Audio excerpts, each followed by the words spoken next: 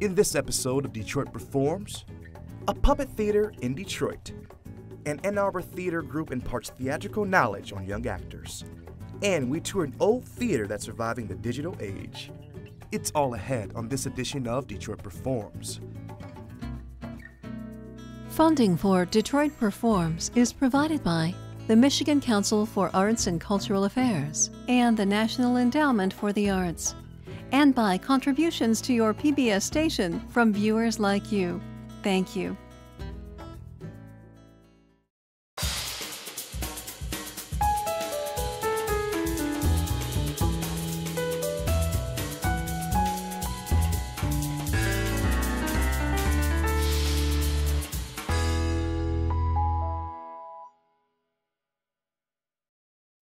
Hello and welcome to Detroit Performs. I'm your host, DJ Oliver, and today I'm in the Detroit Theater District at a tiny theater tucked behind the larger Opera House and Music Hall.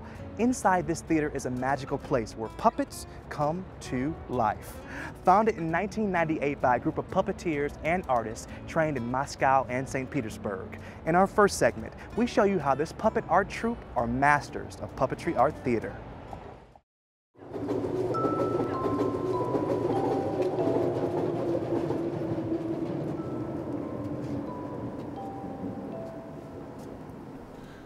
Detroit Puppet Theater is a little more than the theater. It is a place where we have a theater, stage, the house for the performances, puppet museum, and a studio. We realize that Puppet Theater is a place where children come, most of them for the first time experience live theater, and those children grow up. And when they grow up, they hold those memories, and they want to share those memories. And when there is an opportunity to bring their own children to the same place where they came 15, 20 years ago, it is a very valuable experience.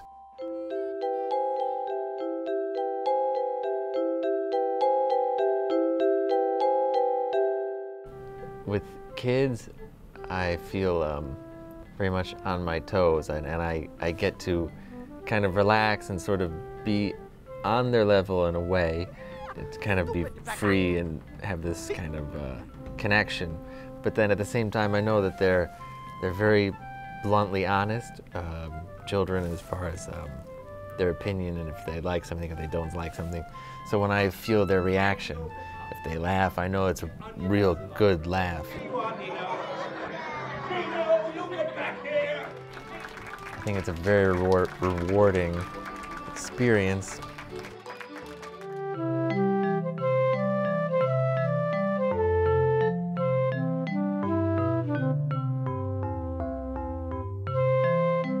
Really finding that engagement between the performer and the audience, really building up kind of tension there, really grasp a child's interest or find a focus, whether it's the smallest movement, of a puppet's head or a hand at some point could mean the world to the scene, and then to the audience or the child watching it, how closely they can look into the characters and the scene. So it's very rewarding.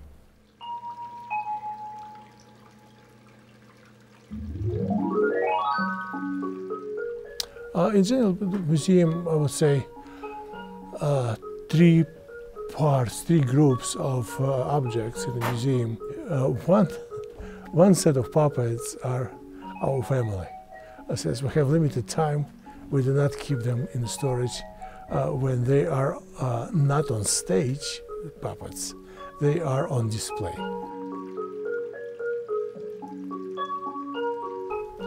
The other part is puppets we found different places.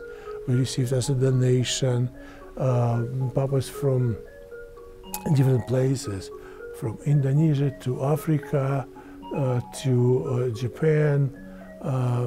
Just walk through the museum and see many different places, corners of the world the puppets came from.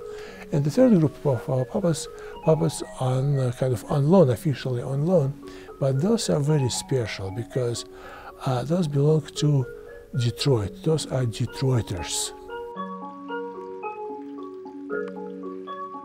The founder of Detroit Puppeteers Guild, Ed Johnson, was a pioneer of educational puppetry on television in late 40s, early 50s.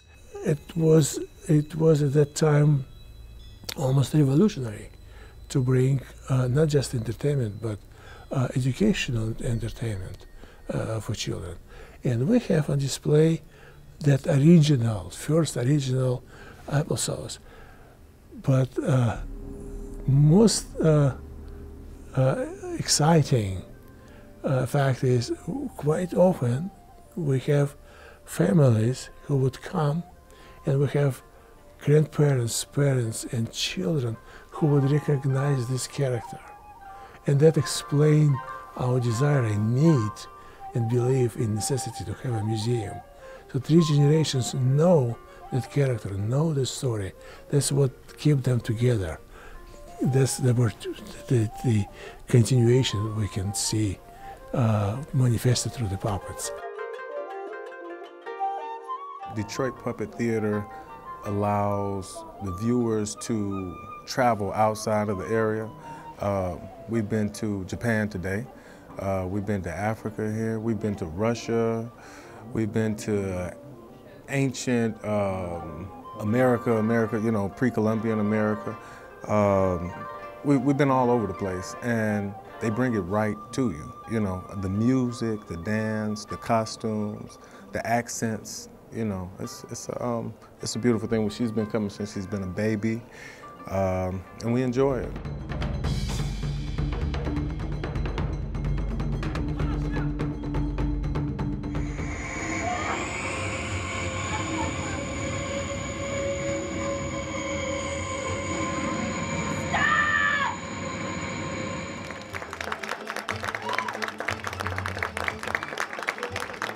We teach puppetry, actually not really teach, because we all were born as puppeteers, and we know how we used to do that, some still making puppets come to life, but when we grew up we forgot how to do that.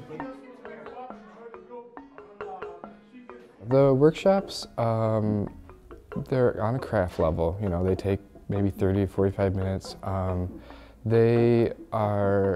It's not really so much about the materials either. It's about like what they're taking out of the workshop. You know, what skills they can then go apply to at the home or in the classroom. Simply speaking, if we can find a way, take that subject we must to teach, and especially in elementary school, if we can find a way to present it as a folk tale with intrigue, with a conflict, with some events overcoming struggle and somebody saving the loved one, then all the knowledge will be there and child will remember that, will carry on. So that's what puppetry do. So we came up we formed for ourselves that's what we want. We want to make sure that parents and teachers have that very simple way to convert subject of today's lesson to this kind of storytelling. So the only difference between doll and puppet is that puppets are professional performers. Oh, surprise! Oh, surprise! It's a flower. I didn't see it yesterday. Look down, step down, smell it. It smells so good. Oh, it really is going to be a good day. Everybody wants to eat me.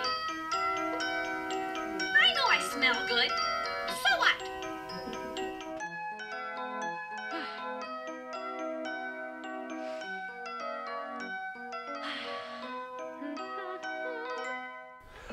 We want the future to be bright, loud, and the puppet theater in demand. It's not that easy, and sometimes it's not even easy to see the chances of that.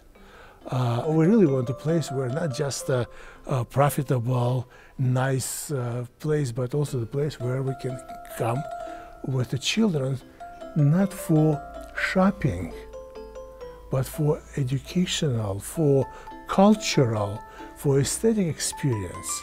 And besides, where would future patrons of the art, opera house, music hall, where those future patrons and spectators would come. The appreciation of the art begins with the visiting children's performance in the puppet theater. That's where it has its start.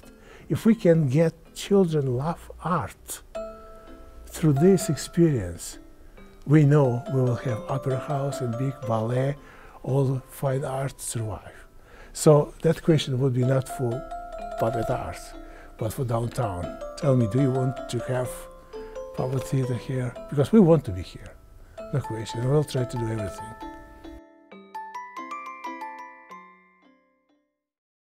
You can learn more about Detroit Puppet Theater and all the artists seen here today on DetroitPerforms.org. Up next, the Performance Network Theater of Ann Arbor provides locals and visitors with off-Broadway quality award-winning entertainment. And they give back with a summer star camp, a 2-week theater training intensive for 8 to 18-year-olds. The 2 weeks culminates with a weekend of professional performances. We stopped by on the camp's final dress rehearsal.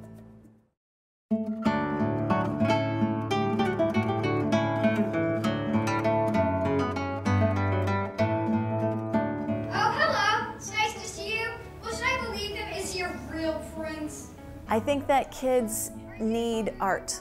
Art changes lives. Acting is a really big part of my life. I really like being creative and imaginative and all that stuff. I like making people happy. But you must leave now before she hears us. Wait, who? Mother Goodall! On stove! Gotcha. What about the basket? It just gives me a chance to live truthfully in imaginary circumstance and tell a story and have an adventure that I can't have in real life.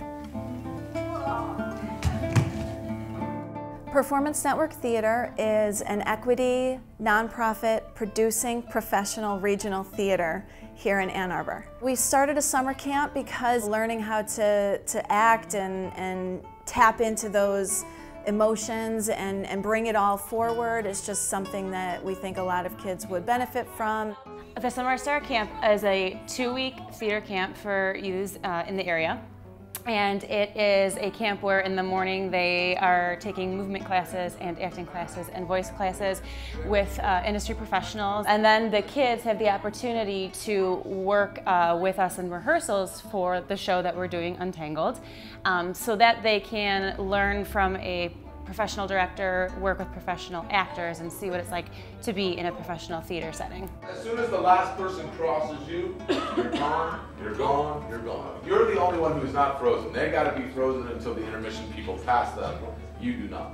It's a really great experience because I've always wanted to be a professional actor, so to work with them is a really good opportunity. They're very good, nice, and they're very good actors, I would say, and they expect a lot of us. The kids that are in the summer camp, we selected ages 8 to 18, but the ones that actually did come this first time were 7 years old to 11 years old.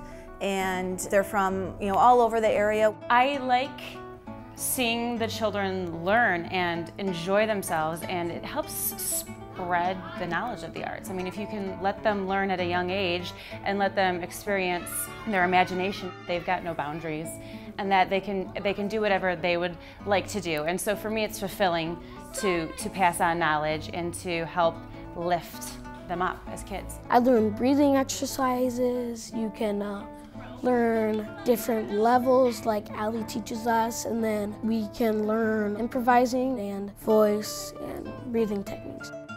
It helps me learn how to handle more situations, like when I listen to the story and I read the script, like reading a book, it tells me a story and how to handle myself in the situation. It's incredible the passion that they have. Every day they are excited, they are on point, they are memorizing. They're kind of crazy out in the lobby, but then once they're in their classes or they're rehearsing, it's just amazing how different they are, how focused they can be. It's just really incredible. Well, which turned that funny looking man to stone? Who are you calling funny looking? What? Oh my! We're running the show and we're doing dress rehearsal, which I'm very excited about. It's Untangled. It's the true story of Rapunzel. It was written by John Manfredi, who directed the show, and he's the executive producer here at Performance Network. It's based on the Brothers Grimm, the Durban version, and it's more of a not one lead role, so it's a good play. It's about a king and queen. They are having a baby. When they finally have the baby, they made a deal with Mother Gettle so that she could keep the baby, but she tricked the king, and so now they have a festival every year, and they're trying to get Rapunzel back. I am not leaving here without my daughter, no matter who you turn to stone. Your Majesty, Daddy, it's all right. Mother Gettle won't turn anyone into stone anymore. She's right, Your Majesty. The message is really your life is a fairy tale every day, and no matter what happens, you should always be happy, I guess. But until we meet again, we hope your life is a fairy tale every day, and that each and every one of you finds your happy ever after. You wouldn't really tell Mother about the turtle, would you? It was an accident. I play Twin 2, which is the king's neighbor, and I'm kind of like a servant, kind of like a friend. And I also go along with my twin 1, Ellie, and we are usually happy and content, unless it comes to our older sister, Esmeralda. She's really bossy. Mother said I am your sister, and I am in charge. Twins, do you understand? Mother said. Mother said. Mother said. It's fun because you kind of are coming up on stage for small scenes a lot, so it's not like you have one big part, it's more like a lot of little things, and it's fun. We've got two brothers. One is, the older is playing Prince Charming, and the younger is his sidekick named Dwight. We have a girl playing Rapunzel. We have some palace helpers, I guess you could say, ladies of the court. We've got some villagers, things like that. And then we have a character called Squigmeister, who is Mother Gettle's little friend slash, confidant. And she doesn't treat him so well in the beginning. In fact, one time, silence, you babbling fool! I do not care about you or your troubles. Stop your rambling, or I will turn you into a Squigmeister statue like I did your father. Every time I put on a costume, I'm that character.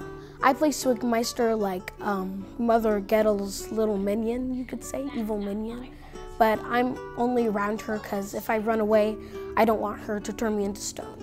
Imagine the crops that will grow at the magic garden where one of those big farms or the king's garden. Then there would be enough food for everybody. What did you say, Squigmeister? No, wait, prove it. John is our executive director.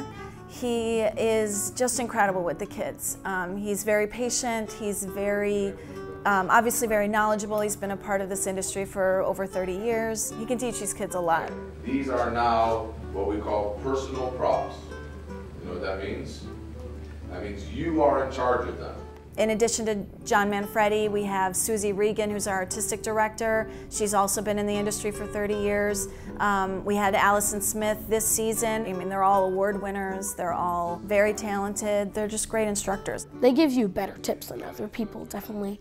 They're very supportive and they know how the whole process works. These kids are doing just a great job. Comparing them to professional actors, I mean, Kylis, he's just incredible. Just now he just improv'd for about, 2 minutes or something because he was waiting for a line to be called, and I wasn't expecting him to necessarily be able to do that, and he did it with flying colors. Her face is all scrunched up like she ate something sour, and she acts like it too. In fact, she's so mean and so nice.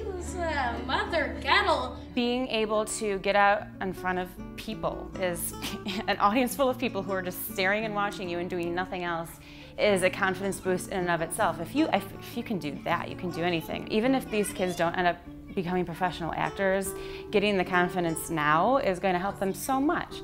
If you can perform in front of anybody and bare your soul, you can do anything. I had a blast doing it, and it was just a great experience for me, and that I definitely want to come back. Everyone's so unique in their own way, but so the same because they all like acting, and It's so fun to have these kind of friends around me.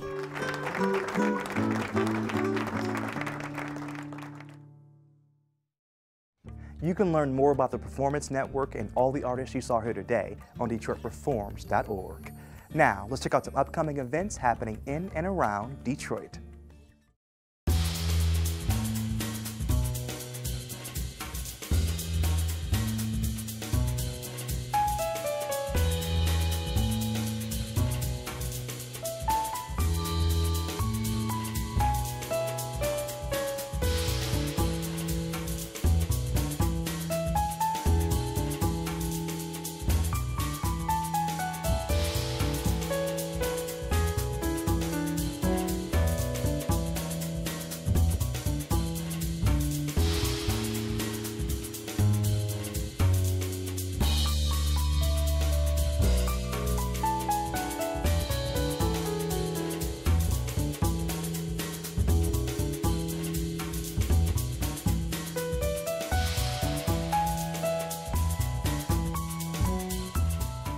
To discover more events in Greater Detroit, visit ixity.com.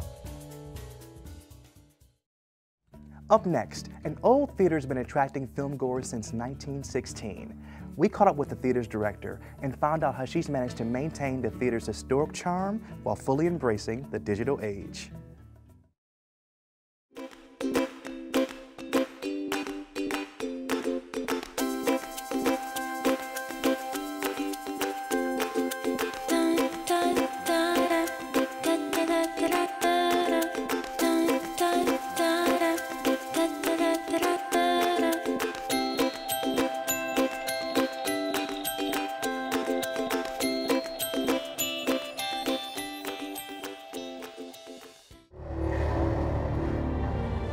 The Strand Theater was built in 1916 by Henry Biberson Jr., a proprietor out of Wheeling, West Virginia. The theater originally sat 800 people, and it was the only major, there were 5 other theaters in the town, but basically the Strand came in and was bigger and prettier than all of them. We are the longest continually operated movie theater in the state of Ohio. We've been showing films since April 10th, 1916. And now we have 3 screens with a total of 580 seats. This is the original 1916 projection booth. So this was built when the theater was built. This is a concrete box because back in the day film was reel-to-reel, nitrate, and the light source was open flame carbon arc rod. So this was a very dangerous profession back in the day. There used to be a toilet in here and a sink because once you came to work as a projectionist, you didn't leave. We are 100% first run. Digital conversion took place a year ago here in Delaware, Ohio. We are 100% digital. It was an expensive conversion. We took out basically a $200,000 loan for our 3 screens to be converted to digital. This is how the film arrives these days. A hard drive. This is Freebirds. We take this out and we put it in our server and ingest it, and that's all she wrote. This is our beautiful digital equipment, and right now in this auditorium tonight, Freebirds is screening up here. So see all loaded up and ready to go. So this is our player, our projector, got a big old sound rack over here, and it's all automatic. It all just takes care of itself. No reels to change, nothing to grease, nothing to oil, nothing to drip oil. It has made my life easier. Film was heavy. We have 3 flights of stairs to get film up and down. And once a film was built up on a platter, you were carrying about 110 pounds of film laid out in 12,000 feet. And you were carrying it up 3 flights of stairs.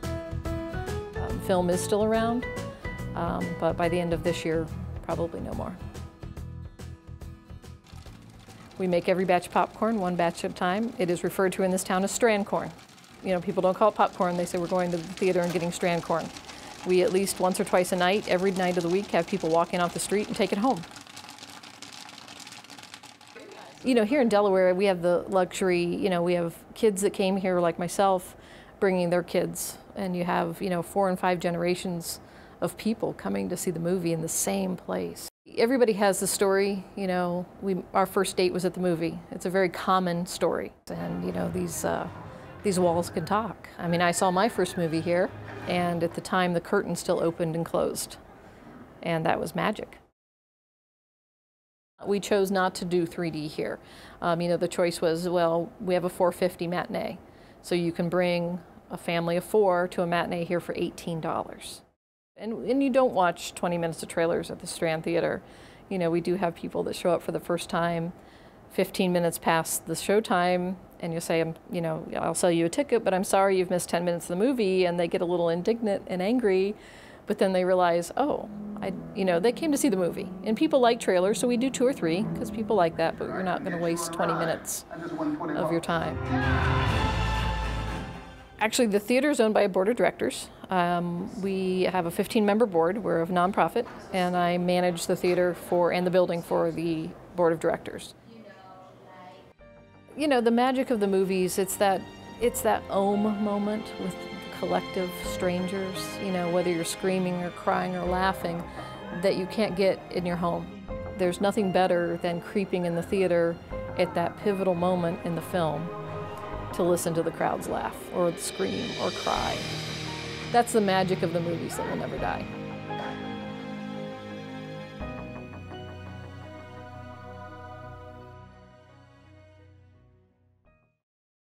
And that wraps it up for this edition of Detroit Performs. As always, for more arts and culture, head to DetroitPerforms.org, where you'll find featured videos, blogs, and information on upcoming arts events. Also, don't forget to like us on Facebook and Twitter.